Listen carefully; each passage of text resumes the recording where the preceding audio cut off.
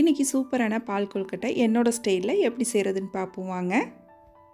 இப்போ பால் கொழுக்கட்டை செய்கிறதுக்கு 1.5 கப் அளவுக்கு இடியப்ப மாவு எடுத்திருக்கேன். இது வந்து நம்ம வீட்டிலே ரெடி பண்ண மாவு தான். வீடியோ எப்படி செய்கிறதுன்னு போட்டிருக்கேன். லிங்க் வந்து ரிலேட்டட் வீடியோவில் கொடுக்குறேன். 1.5 கப்பு மாவுக்கு பார்த்தீங்கன்னா 3 கப் அளவுக்கு தண்ணி வச்சு இந்த தண்ணி நல்லா கொதி வரணும். அது கொதிச்சிட்டே இருக்கும்போது இந்த மாவு கூட ஒரு 1/2 டீஸ்பூன் அளவுக்கு உப்பு சேர்த்துட்டு 1 டீஸ்பூன் நெய் சேர்த்து நல்லா ஃபஸ்ட்டு ஒரு தடவை கலந்து விட்டுருங்க. கலந்து விட்டதுக்கப்புறம் நம்ம தண்ணி நல்லா கொதி வந்ததுக்கப்புறம் அந்த தண்ணியை கொஞ்சம் கொஞ்சமாக சேர்த்து நம்ம நல்லா கலந்து எடுத்துக்கணும். மாவு வந்து கையில் ஒட்டாத பக்குவத்துக்கு கொஞ்சம் கொஞ்சமாக சேர்த்து கலந்துக்கணும். ஒரேடியாக ஊற்றிடாதீங்க. கொஞ்சம் கொஞ்சமாக சேர்த்து கலந்து நல்லா இது போல் கையில் ஒட்டாத பக்குவத்துக்கு கலந்து எடுத்துக்குங்க. மாவு நல்லா ரெடி பண்ணதுக்கப்புறம் சின்ன சின்ன உருண்டைகளாவோ அப்படி இல்லைன்னா நீள்வாக்குலேயோ உருட்டி எடுத்துக்கலாம். எந்த சைஸில் தேவையோ அதுக்கு தகுந்த அளவு நம்ம இதை மாவை உருட்டி உருண்டைகளாக கொழுக்கட்டை ரெடி பண்ணிக்குவோம்.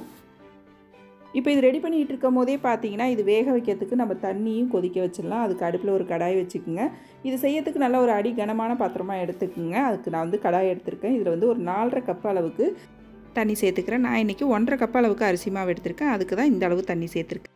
ஒரு 2 டேபிள் ஸ்பூன் அளவுக்கு கடலைப்பருப்பு ஒரு 1/2 மணி நேரமாக ஊற வச்சுருக்கேன். அதை இதில் சேர்த்து ஃபஸ்ட்டு ஒரு 5 நிமிஷத்துக்கு வேக வச்சுக்குவோம். கொழுக்கட்டையும் ரெடி பண்ணிட்டேன் பாருங்கள். அப்புறம் பார்த்தீங்கன்னா தேங்காய் பால் 1ஆம் பால் 2ஆம் பால் எடுத்து வச்சுருக்கேன். இப்போ கடலைப்பருப்பு பார்த்திங்கன்னா நல்லா வெந்து வந்துருச்சு. இந்த ஸ்டேஜில் நம்ம எடுத்து வச்சுருக்க அந்த 2வது பால் இருக்குல்ல அதை சேர்த்து நல்லா ஒரு கொதி வரட்டும். கொதி வந்ததுக்கு அப்புறம் தான் நம்ம உருட்டி வச்சுருக்க அந்த கொழுக்கட்டையை இதில் சேர்க்கணும். நல்லா கொதிச்சிட்டு இருக்கும்போது இது போல் சேர்த்துருங்க. சேர்த்துட்டு கலந்து விட்டுறாதீங்க. உடனே ஒரு 5 நிமிஷத்துக்கு அப்படியே விட்டுட்டிங்கன்னா கொழுக்கட்டை எல்லாம் நல்லா வெந்து மேலே வரும். அதுக்கப்புறம் நல்லா இது போல் கலந்து விட்டுக்குங்க.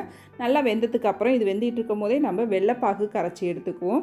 1.5 கப்பு அரிசி மாவுக்கு 1.5 கப் அளவுக்கு வெல்லத்தை இடிச்சிட்டு அளந்து எடுத்துக்கிறேன்.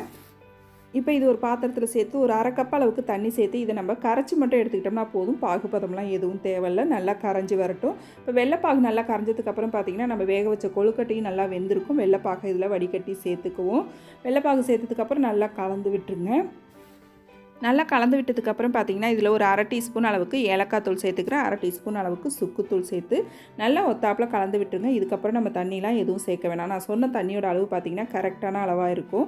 இப்போ கொழுக்கட்டையும் பார்த்திங்கன்னா நல்லா கரையாமல் வெந்து வந்துருச்சு. கடைசியாக அதில் தேங்காய் துருவல் ஒரு 1/2 கப் அளவுக்கு தூவி விட்டுட்டு கடைசியாக நம்ம எடுத்து வச்சுருக்க திக்கான தேங்காய் பால் சேர்த்து அடுப்பை ஆஃப் பண்ணிவிடுங்க. நம்மளோட பால் கொழுக்கட்டை ரெடி. நீங்களும் கண்டிப்பாக ட்ரை பண்ணி பாருங்கள்.